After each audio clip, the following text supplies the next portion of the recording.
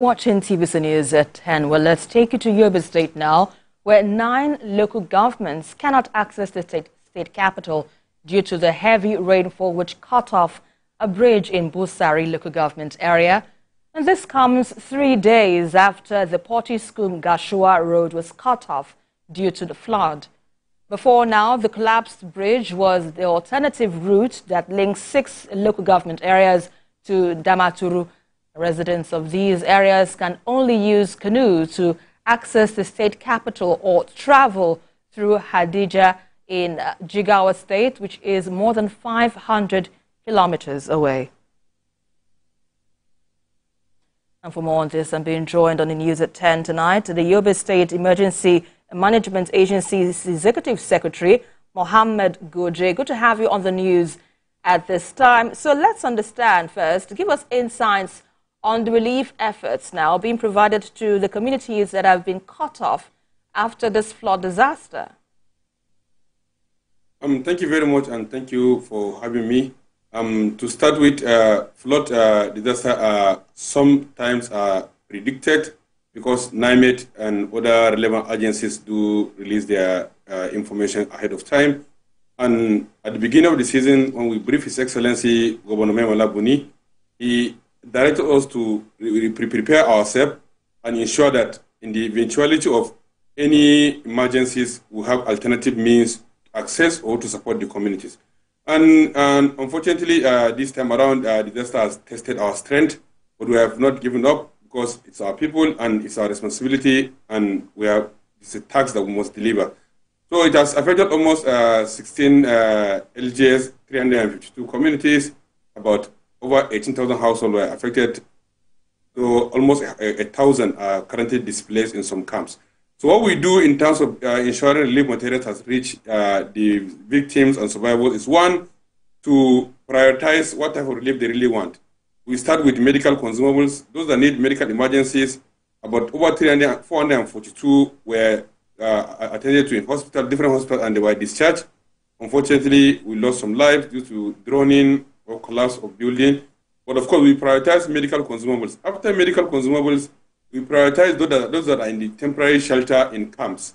Why we prioritize them is to also cut the chances or the risks of communicable disease being transmitted in a place where a high population of people coming from different places are being assembled. So we make sure that they have enough mosquito nets, we make sure that their wash facility is well attended to. Then we make sure that they have enough food items as much as it will sustain them before either the LGA or any community will come to their rescue.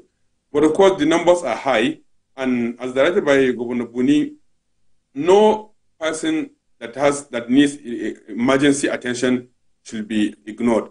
And we are collaborating with our partners across board to ensure that we have delivered all those life-saving support across those camps. Then after the camp, we initiate our profiling at the community level.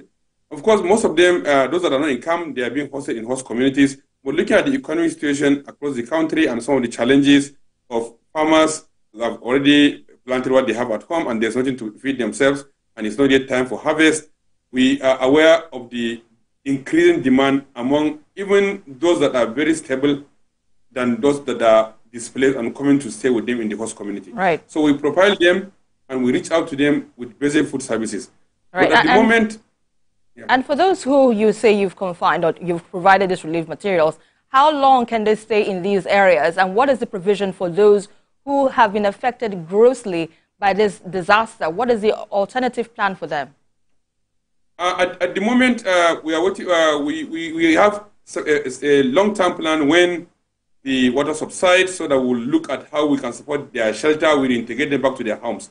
But for now, what we do is, for some communities, we have designed a template. His Excellency, the Governor, has approved an amount that for each person that is in the camp, will give them a certain amount that will enable them at least rent a temporary shelter for 2-3 months before we decide how we can integrate them back to their homes.